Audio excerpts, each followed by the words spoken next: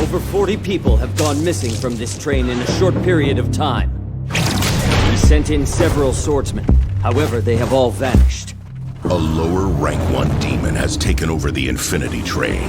All human hearts work in the same fashion. All you have to do is stamp out their spiritual core.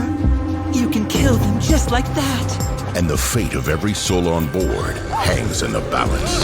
I will see your bone turn to ash with my bright red blade of fire! The Demon Slayers are ready for a fight. Keep those eyes open! And the Flame Hashira must face a demon of immense power. Show me your strength! Toonami is proud to present The Demon Slayer Tsumetsu no Yaiba Mugen Train Arc, premiering next Saturday at midnight. Whatever you do, don't fall asleep. It's all a dream! Open your eyes! Only Toonami on Adult Swim. After recovering all their petrified crew members, Rise and shine! the Kingdom of Science is ready for a counterattack. But when new threats arise, Kill the intruder right now! Senku's toughest battle awaits. Hopefully at least one person will manage to get out alive. The second half of Dr. Stone Season 3 premieres next Saturday at 12:30. The power of science will beat them every time. The Doctor is mad. Only Toonami on Adult Swim.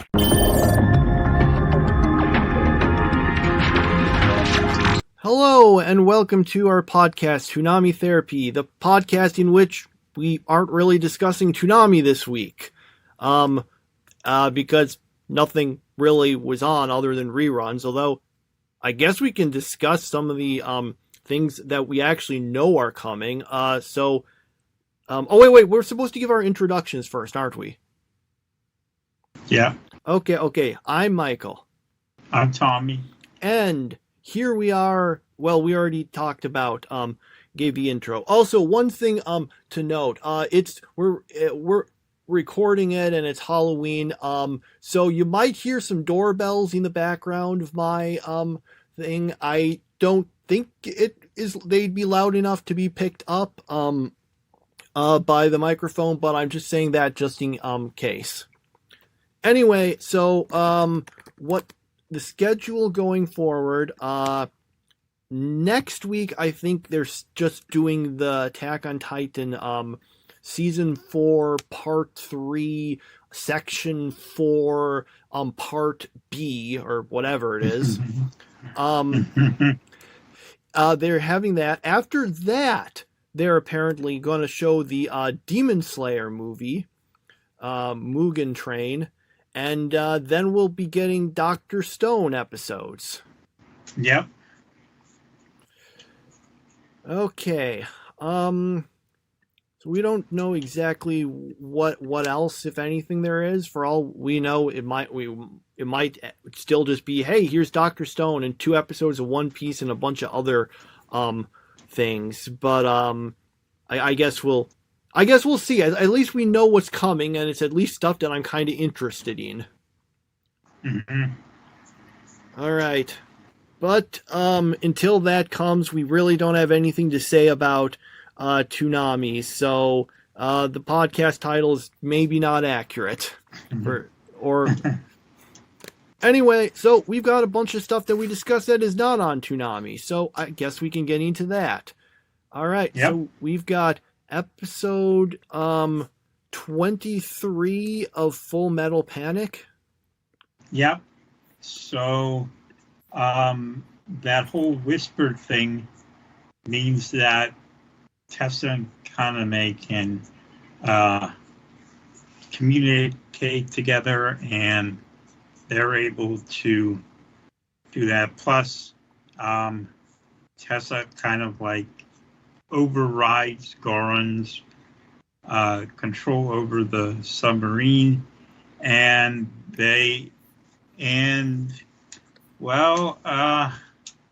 lots of stuff happening with the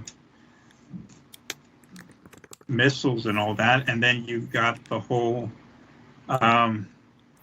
thing going on the ship where Sosuke and Kirsch are trying to do stuff and getting shot at and missed badly. And, well, it all leads up to the final episode, and that's where it will all be resolved. Yeah, I have a few comments. There's a weird part because Goron is, taking control, he's, making people think that the ship is attacking people, and there's that part where there's like some US ship or whatever that are attacking, and one like says, "I dedicate this to our fallen brothers. Remember Pearl Harbor." And I'm thinking, what doesn't this show, I don't know exactly when it takes place. I thought it was like the 90s or something. Isn't that like way too late for anyone to care about that at all? Oh no, not at all. You should have seen what let's just say there's been some offensive things said by Americans just several years ago. So yeah, no, it's not too old. Well, it still just struck me as kind of weird that they would, that would be the statement they'd make for something so long ago between countries that are on pretty decent terms. If this was like, like earlier, but I'm pretty sure this has to be, the books were written in like the 90s, and I assume this takes place in the 90s because that's about the level of technology they have. So I don't know, that just felt kind of weird. Anyway, once again, it seems that, well, hang on, I can't remember. Who was the one, Goron got shot. Who was the one who shot him? Was it, Tessa or was it someone else? I thought it was Tessa. I can't remember though. Okay. So I was going to make a joke about how Sosuke is the only one who can actually, hit people, but I guess Tessa did. Okay, so Sosuke seems to be the only person who can actually kill people with guns then. There you go. Because Tessa didn't kill him, she just hit him, if that was the case. Yeah. Because he's still wounded and such. Yeah, they managed to do all that stuff. Kaname does I can't remember what it's called, the thing that seems like astral projection, where for some reason she's naked while doing it. I guess that explains that one bizarre bit in the theme song I've been wondering about, where she's just randomly naked for no reason. Yeah, was there anything else I feel like there's something else I wanted to say about this, but now I'm blanking on it. But yeah, I guess we're getting to the conclusion of this season, and apparently the next season is Wacky Hijinks, so that might feel a little weird to go to.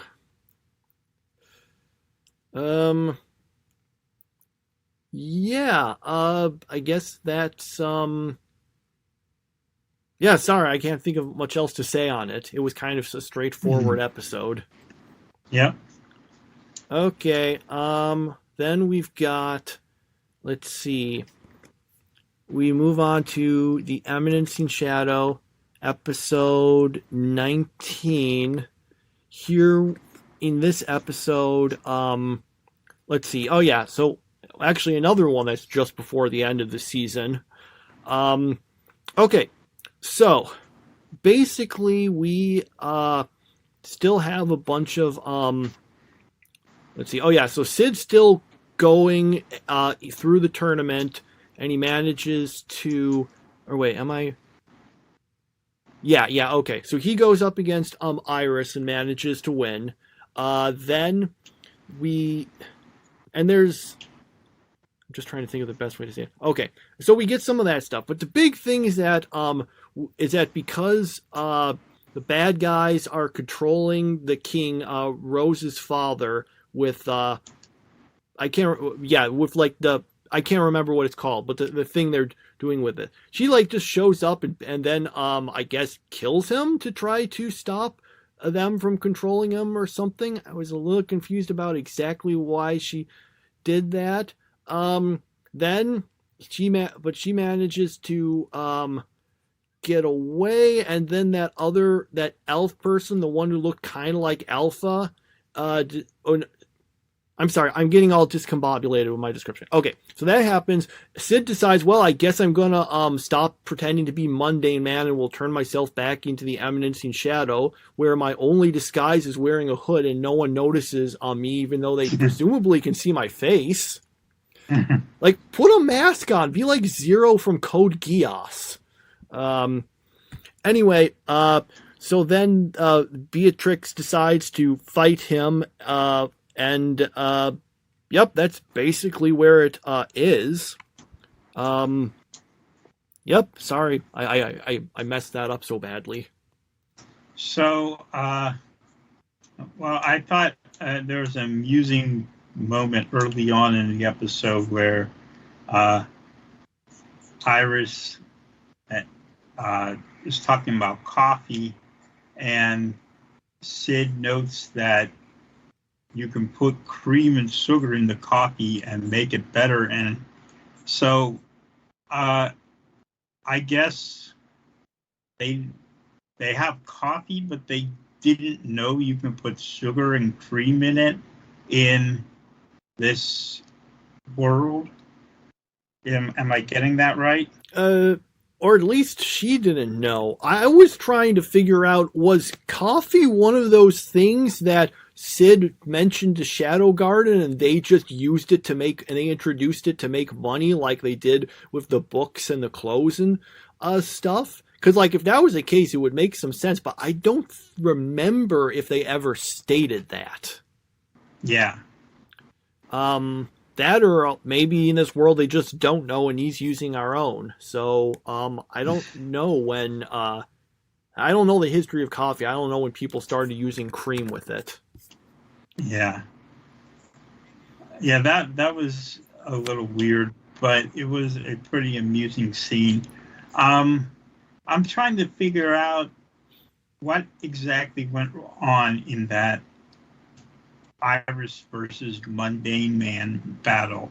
Like, you saw someone's head getting cut off, but that didn't really happen.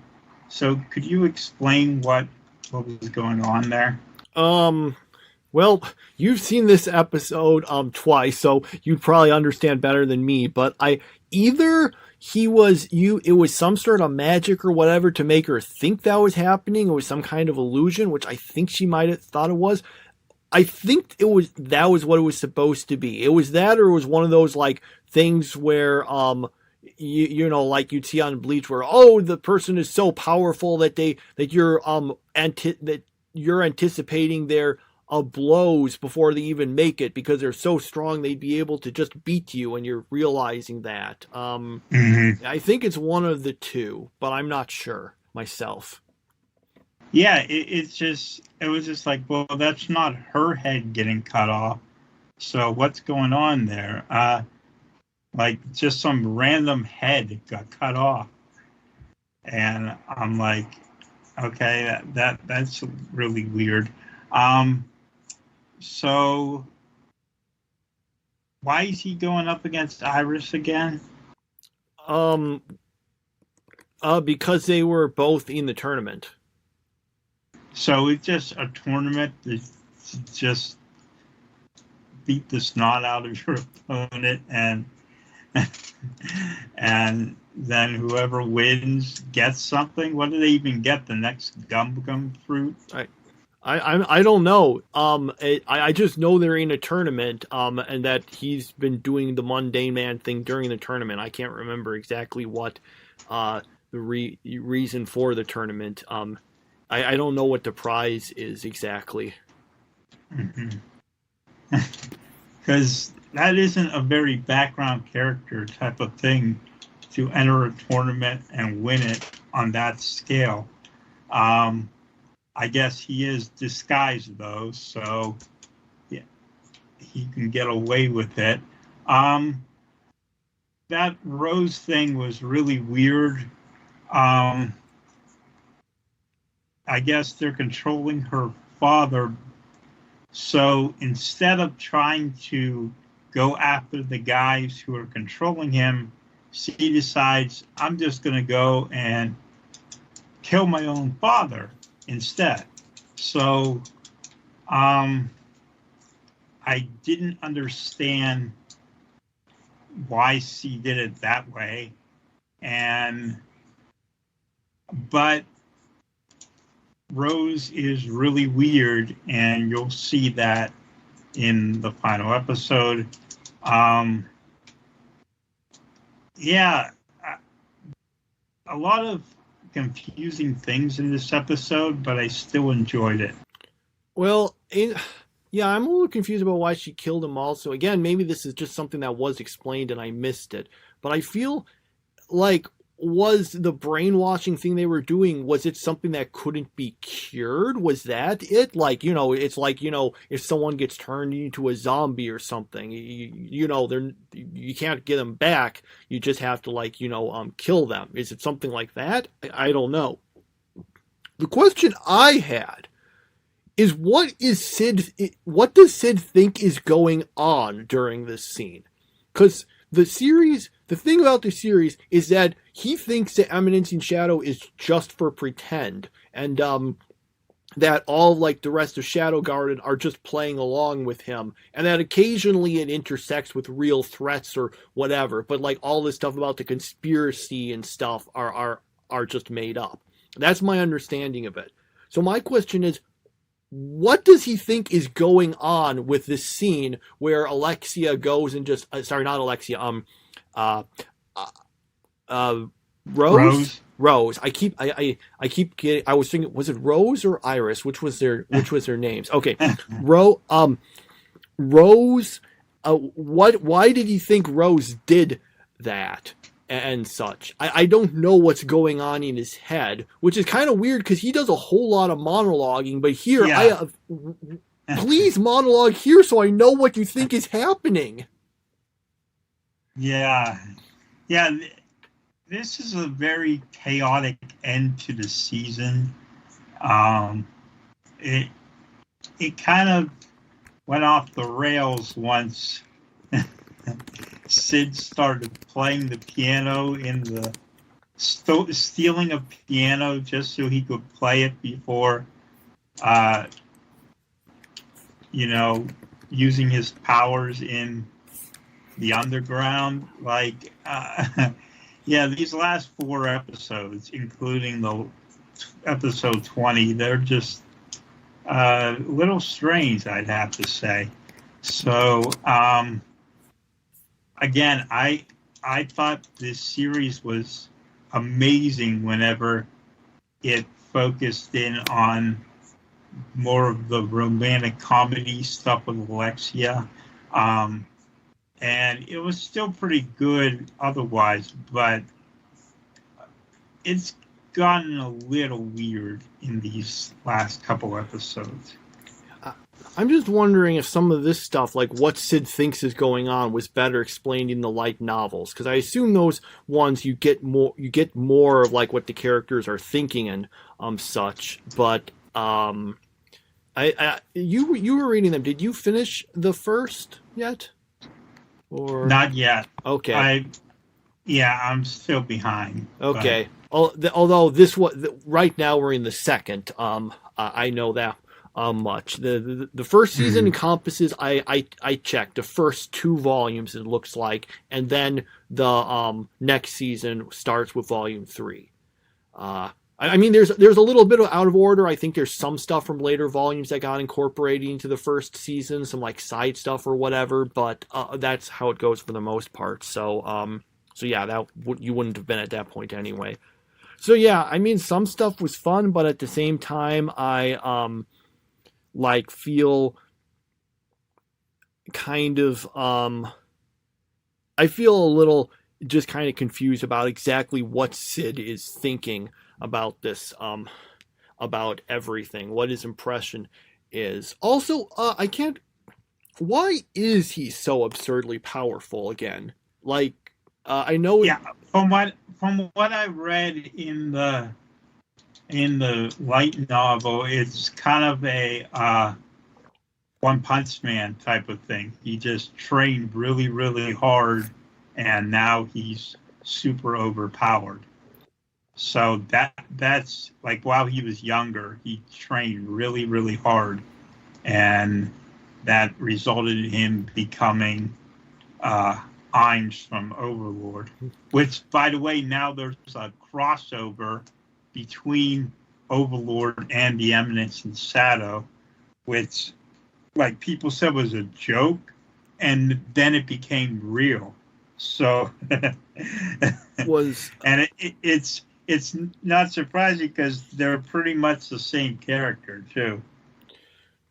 In terms of them, like basic, in terms of them kind of lucking their way into victory and everyone misunderstanding and thinking they're way smarter than they are. You mean? Yeah, and being overpowered and stuff. And I guess now there's this crossover with them. I found out about. So, yeah. Well, at least to like to everyone getting the wrong impression. That's straight up in Tearmoon Empire also, though not so much the overpowered bit. But you mentioned crossover. What is your, like, was this like, I don't know what you're referring to. Is this like, you know, like an anime short or a game or what? Yeah, it was like this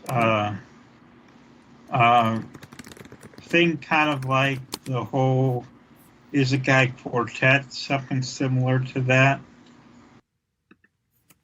Okay. Oh, yeah, I'm looking it up. It looks like it looks like something did it looks like it was only recently released, which explains why I don't know of anything. Or has it been released, or did they just announce it?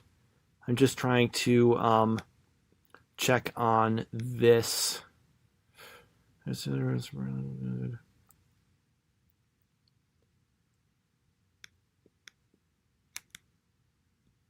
Yeah, I'm not sure offhand if it's like something that's out or has been announced. I'd have to look a little more into it, and I don't want to do that thing where I spend time trying to search online for information on things just while the listener listens. Okay, there's something on YouTube. I don't know if there's any English version of it available. I want to. Okay, I'm going to just click play to check. So sorry if you hear any noise from this. Let's see.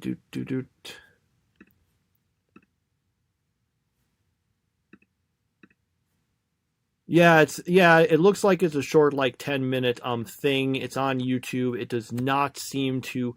It seems to be Japanese only. Though, although it looks like you've got the. It looks like the Japanese subtitles are not automatically generated, so you can at least have Yeah, it is possible to turn into a English subtitles on, although it looks like it's an automatic. It might be an automatically done one, so it's obviously not going to be great, but you can still look at it and at least understand what's going on with it. Okay, so yeah, maybe I'll check that out and deal with the what looks to be AI translated subs. I don't even know how this where you would get this officially, because Crunchyroll has Overlord, but High Dive has Eminence. Mm-hmm. Okay. All right. Anything else to say about that? No, not really. Okay. After that, what do we have? Yeah, okay, so we got Attack on Titan Junior High, episode 10. So they have, so basically there turns out to be some kind of scandal with the student council president. So there's going to be a new one, an election where everyone tries to run. There's a bunch of them trying to get the notebook from this character named Ilse, I think was her name. The whole thing is basically, which is basically a that whole notebook thing is a reference and kind of a parody of this one Attack on Titan OVA that I don't think you saw, but it exists. Anyway, they try to get it, but then it turns out that, well, it was mentioned about how it has all the dirt information and stuff, but it turns out, no, literally, it's just about the dirt and stuff in the school. Anyway, so everyone tries to go to get elected. They have speeches. Everyone gives really bad speeches. Armin manages to recover for Aaron, but Aaron then messes it up again. Finally, Marco tries to give a speech for John after John messes it up, and everyone is so thinks it's so good that they just elect Marco. Is Marco the guy who, like, everyone was like, oh man, Marco died, this is so tragic, and I was like, who's Marco? Yes, that's him. Yeah. It definitely was. I couldn't remember who he was. I feel like I remembered him better when we got like some flashbacks to him later on. But yeah, that's Marco. He gets more of a role in this comedy spin-off parody. It feels like. I still think my favorite joke is a part where Rico, I think, where her speech is that they need to clean the whole school and that she will force everyone to do it, including on weekends, and everyone's annoyed, and Levi just says, well, she's got my vote. So yeah, I thought it was an amusing episode. Yeah, it wasn't as good as maybe the last few ones have been, but it was still pretty good. Okay. Then we got my teen romantic comedy SNAFU, episode 9. Okay, so as usual, I always have trouble trying to figure out exactly how It was the fireworks thing. No, I got that. I'm just trying to think of exactly how to I was thinking they went to see the fireworks. What exactly happened? Okay, so he goes to the firework with Yui. Yeah, that's her name. They end up going there. They come across Yukino's sister. Mm-hmm. Okay, I'm getting confused because Yui, Yukino, they both start with U. And then they call her by her last name, which makes it even more confusing. Yeah. He keeps calling her by her last name, Yukino Sita, which is so much like Yukino that, I understand the confusion. Okay. Yeah. So anyway, that's the thing. So they basically talk to her, and she talks some about her sister. There's that mention of how, that it totally was her car that hit him back then, kind of confirming that, I guess. There's a bunch of weird philosophizing, and that was basically the episode. Yeah, and I thought it was the best episode of the week because I finally got to the point where I know all the characters, so now I'm enjoying their interactions with each other, and I can guess what each person is going to react like, because like for a while, I had to get used to the characters, and I didn't understand much of what was going on. But now, I feel like they've developed the characters to the point where it's like, okay, this is the way he acts, and this is the way she acts, and I found a lot of their dialogue very amusing, and so yeah, this was actually one of my favorite episodes of this series so far. It's not like anything in particular happened that made it super special, but I just found it very funny. Also, Yukino's sister happens to be voiced by the same actress as the one who does Alexia in The Eminence and Shadows. So I thought that was amusing because the main character is voiced by Sid's voice actor. So, yeah, and it's basically the same voice too. So yeah, I think that I feel like this is the first time.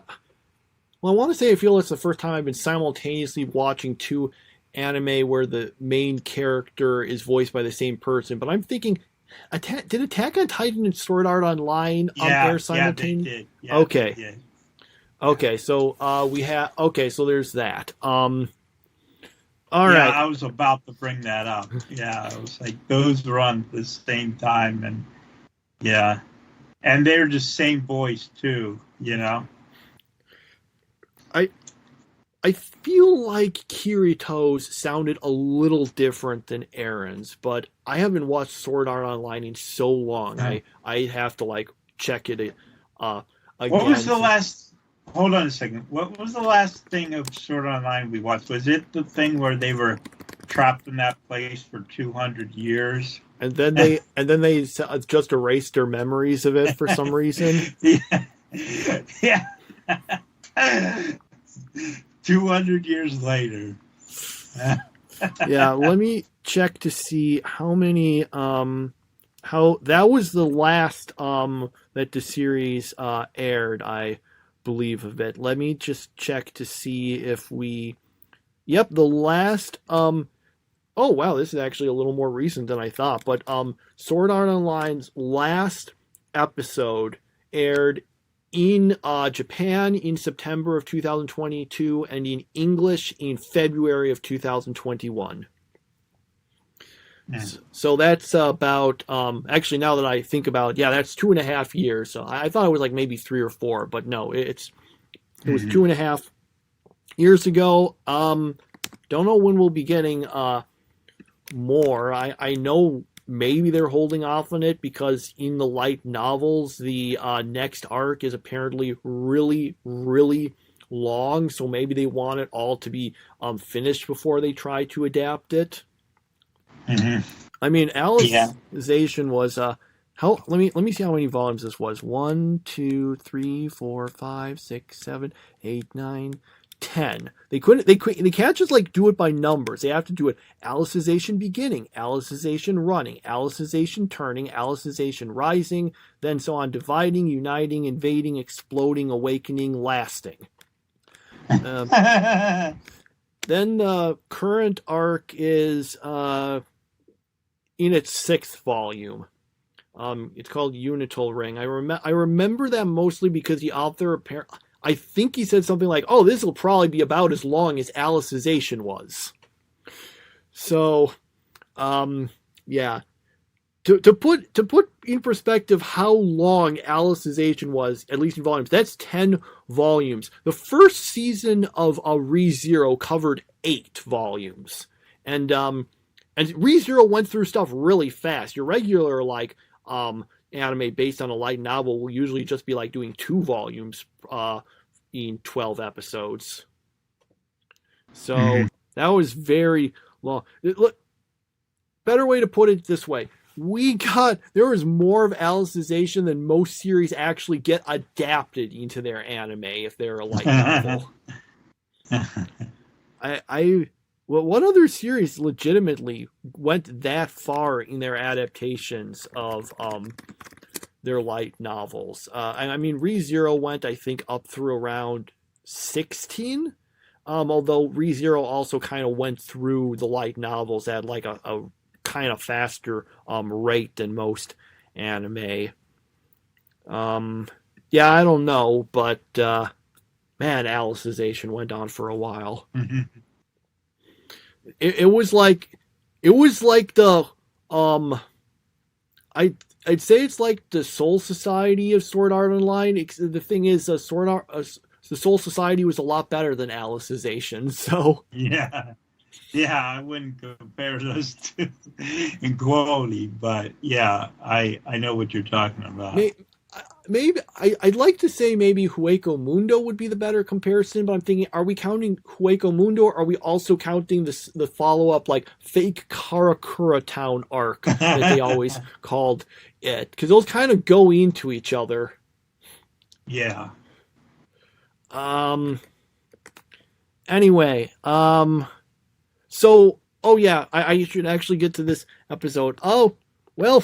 I actually kind of thought the episode was kind of boring. Honestly, I kind of felt like a bunch of the conversations. I'm thinking this kind of feels like the sort of stuff you'd see on Kaguya-sama, except not quite as except without like the jokes. I felt it kind of was melodramatic, a lot of it.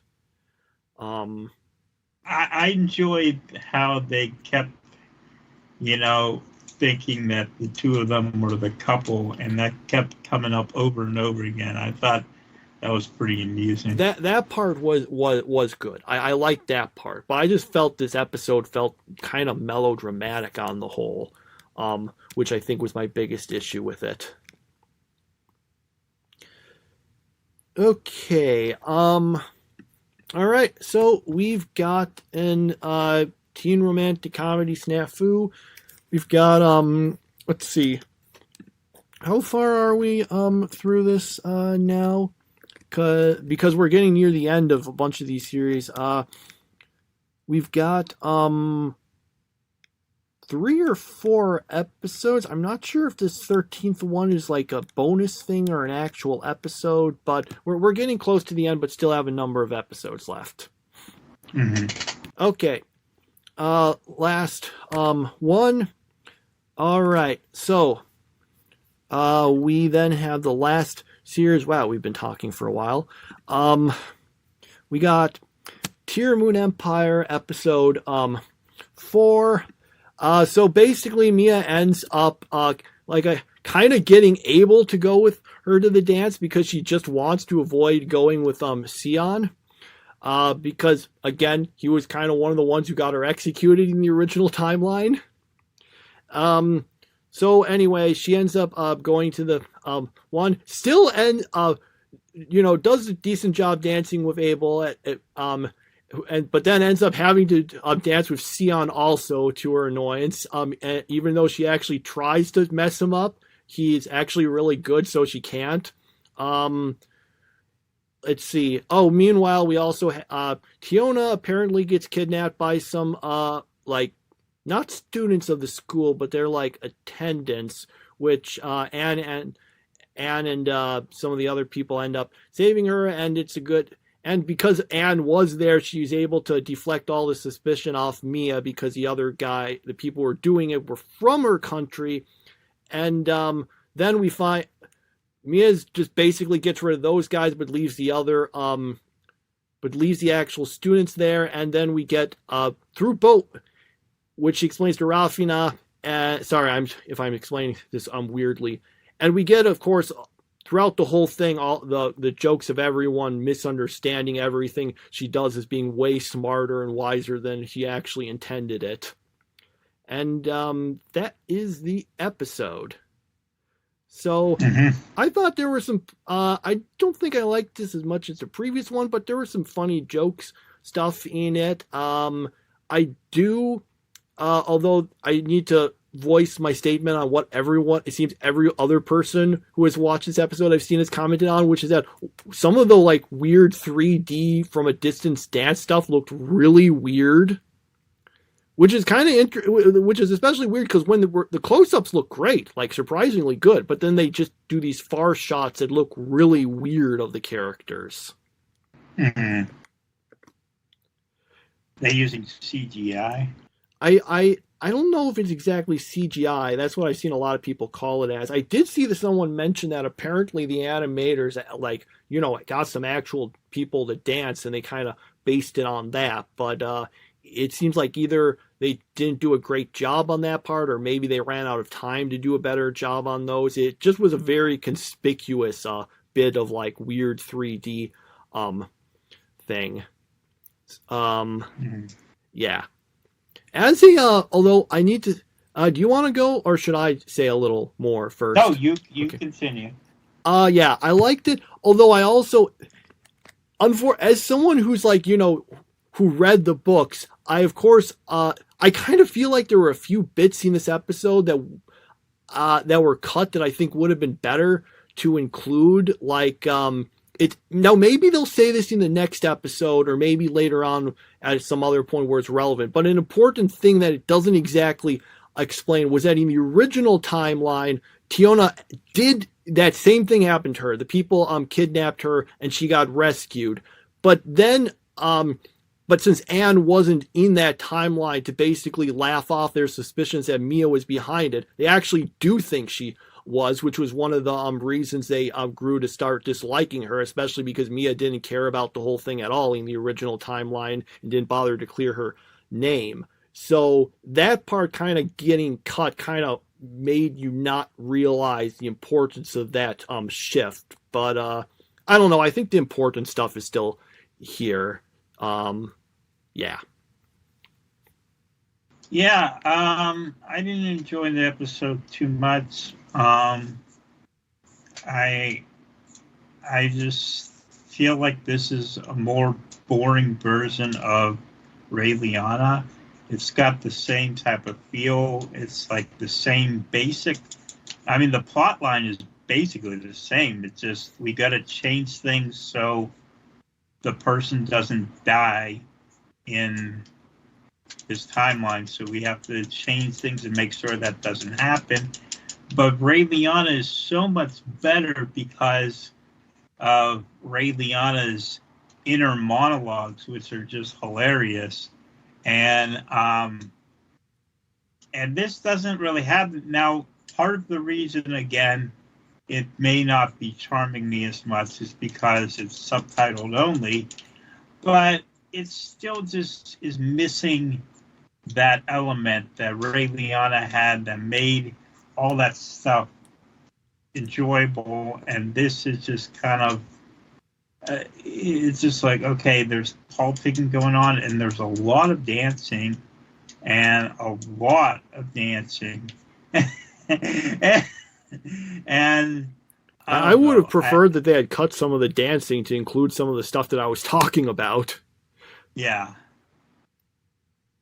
I don't know if I'd really compare this series to Ray Liana. They kind of have some similarities in the premise, but I kind of feel like in a lot of tones and stuff, like Ray Liana was like more, was like kind of a serious series that had some comic relief in it. This is more like a comedy series that has some serious bits in it. Like the big thing to compare this to, which doesn't work great because I know you've never seen it, was a series called My Next Life as a Villainess, All Roads Lead to Doom, which was about this person who gets reincarnated as like the villain of into this alternate world as like the villain character of a game that she played, and she then is basically in the game, because my character is so mean to everyone, they either die or get banished. I need to try to take precautions to make sure that doesn't happen to me, or at least I only get banished, and then ends up inadvertently screwing everything up and making everyone every other character, including the girls, totally fall in love with her while she's unaware of it. Which actually was a series I initially I liked in the first few episodes, but then when everything kind of, I feel like, already got resolved right really early, it fell off. I didn't like the harem aspect, so I kind of feel like Tearmoon Empire is more of the stuff that I liked from that series, minus all the stuff that turned me off of it. But it's more of a comedy of the character basically, while admittedly trying to fix things up, doing this crazy good job because everyone keeps comically misunderstanding what their intentions or actions meant, making it really more, in some ways, more akin to Eminence in Shadow, in how Shadow Garden thinks Sid is way smarter than he actually is. I have seen so many people compare Mia to Sid. Really? Oh yeah, it's one of the most if you look at a discussion on Tearmoon Empire, they will a lot of people will like be referring to her as things like, you know, like Sid's sister or something, in regards to how her actions get like continually interpreted by other people as being way smarter and her being way nicer than she actually is. Yeah, the funny thing is that Eminence and Shadow has better supporting characters than this. I don't really find any of the other characters interesting in this so far. We're 4 episodes in, and you're comparing like a series you've seen 20 episodes of. So, I don't think you liked the cast that much in episode 4 of Eminence in Shadow. Until I rewatched it. Okay. So I don't know. I liked it, but you mentioned that your issue is maybe the subtitles. Yeah. I don't. Yeah. Sorry, go on. I just don't know if I'm really following along well enough with the subtitles.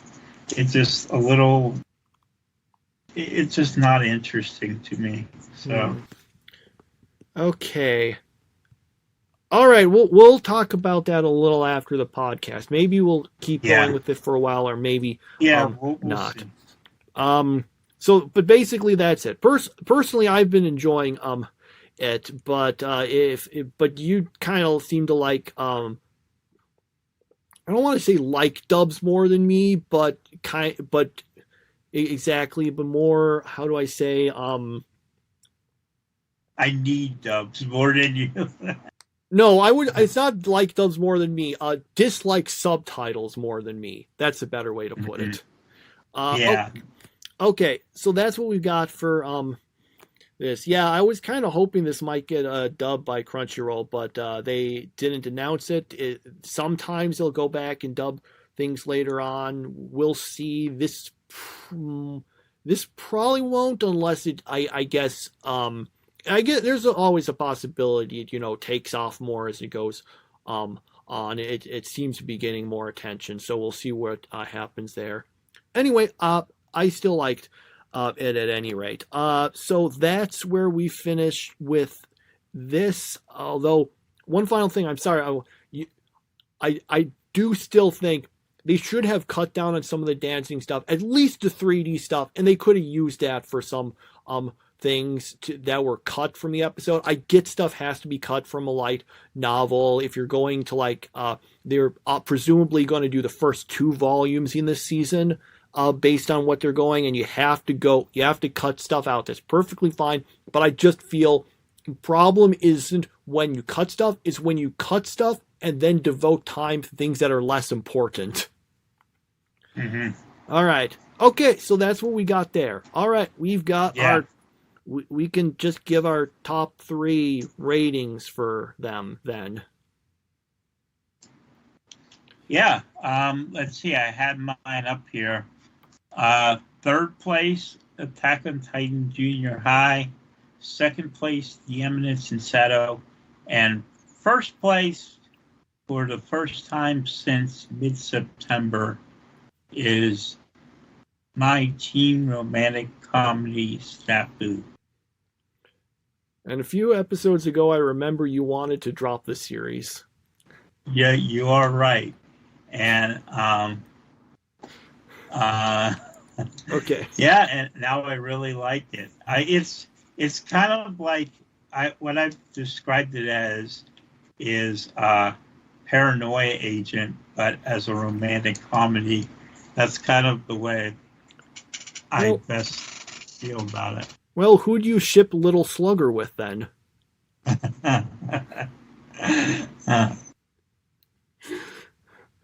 Okay. All right. So, for me. Well, my top 3 I know of. My only question is what is the order is a little difficult for it. This is a kind of a weird one because I feel like I liked The Eminence and Shadow more when I watched it, and then after discussing it, I started thinking, wait a minute, a bunch of this stuff really didn't make that much sense, did it? I think I will. Yeah, okay. We'll put Eminence and Shadow in third, Tearmoon Empire in second, and Attack on Titan Junior High in first. Mm-hmm. All right, and that is all of our anime discussion. We went on for a bit, so anything else anime to talk about before we move on to stuff that has nothing to do with anime? No, not really. Okay, so Amazing Race. Anything to discuss about the? Yeah, we're that's our obligatory thing. If you just want to hear anime, you can stop now. We're just going to talk about the Amazing Race. Sorry about that. Okay. So the first thing from this is that once again, before you go on the Amazing Race, get good at balancing things on your head.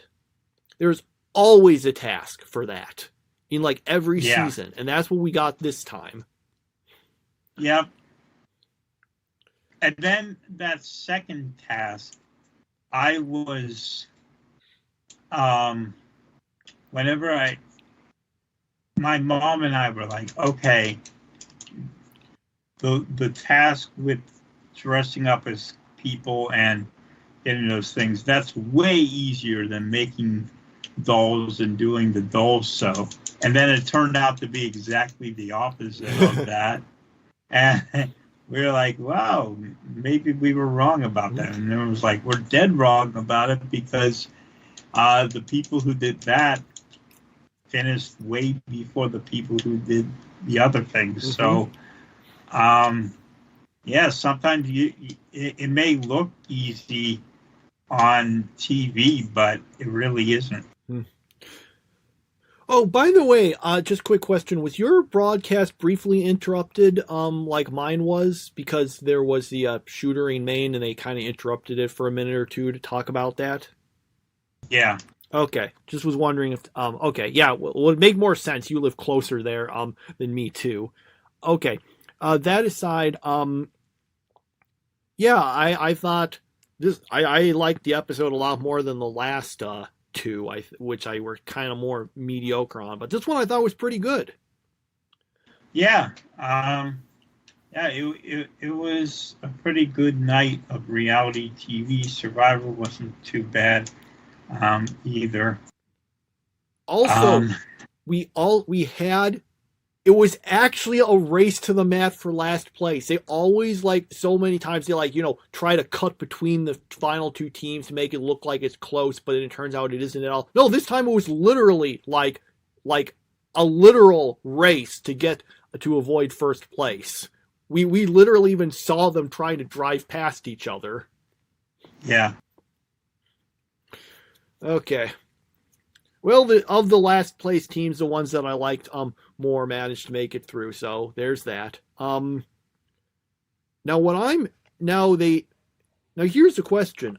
So they mentioned how for the next leg there's going to be the mandatory U-turn where everyone votes silently, and whoever gets the most votes gets the U-turn. Which I'm not huge on the U-turn, but this is at least more interesting than the way they used to do it. Who do you think will be it? I'm pretty sure it's going to be Steve and Anna, because they explicitly showed one team mentioning they're a really strong team.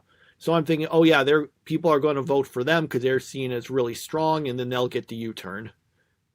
Yeah, I thought the same thing. They're kind of building up to it. So unfortunately, the way they edit reality shows, you can usually guess what's about to happen, and that seems pretty obvious to me, so I will not be surprised. I don't like the concept of the U-turn altogether. I just think it's not a good piece of gameplay, because all you're doing is hurting one of the best teams just for the heck of it. So, yeah. I'd at least take it. like I said, I'm not huge on the concept, but if they have to do it, I kind of like it more this way. They have it decided ahead of time. It would at least go for someone who's like a stronger team, because way it was always done before this is you give the U-turn to someone behind you. So all you're doing is just making someone who's behind end up worse. It would be like if you're playing Mario Kart and the blue shell hit the person in last place. That's just not like interesting, like from a competitive standpoint. This at least maybe it will be someone who's in first. I mean, I assume it probably everyone would go for whoever was in the first place, probably, or maybe if a team got people annoyed. But I think this is at least better than that. So they'll probably get the U-turn. We'll see if they survive it or not. Yeah, I just don't like the concept of the U-turn at all. It's a lot like Medallion of Power from Survivor. It was such a bad twist that they retired it mid-season. They're like, okay, we're not doing this anymore. And yeah, the Medallion of Power was basically, if you use this item, then you get an advantage in the challenge. And all 3 times the team who used it won. So they're like, okay, yeah, this it isn't a very useful thing, because all it's doing is making the challenge more predictable. So, yeah. Okay, yeah. One thing this episode did make me wonder, because usually I don't think they've said explicitly how long the detours take, but this time a team mentioned that they had an agreement, if it takes more than 20 minutes, we give up, but we kept doing it and spent 2 hours on it.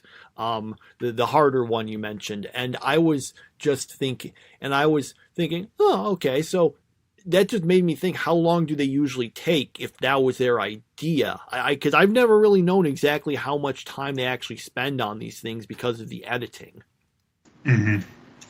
Yeah, I kind of wish we knew how long they were taking, and then we could know if they should have taken the 2-hour penalty or not.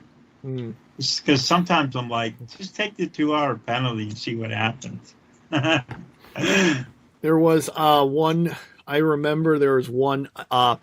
There's that one season where I think it was the first. This is so long ago. It was the one where the first one, I think, that had Rob and Amber on it, and there was this one challenge that involved you had to eat all this stuff, and it took a really long time to do. And Rob was like, oh, I don't want to do this. So he basically he used a penalty and kind of then just kind of got another team to just give up and you get the penalty for themselves, and a bunch of other people kind of did that. So then he was able to actually just end up ahead of a bunch of people because he used it strategically.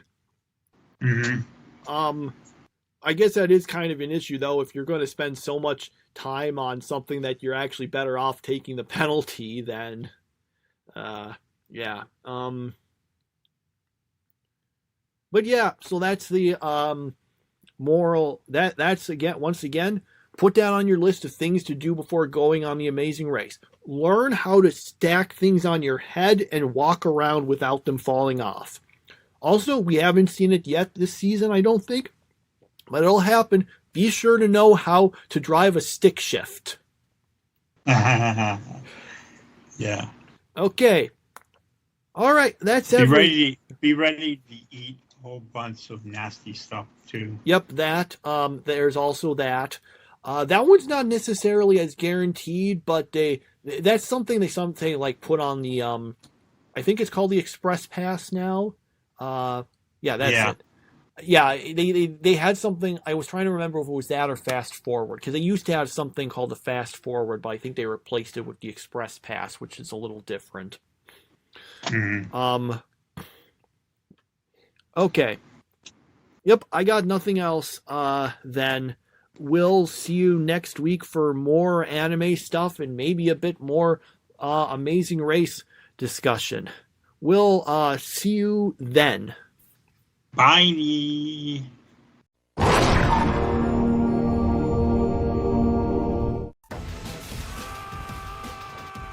The next all-new Rick and Morty is so full of huge spoilers that we aren't going to show you a single one. For now.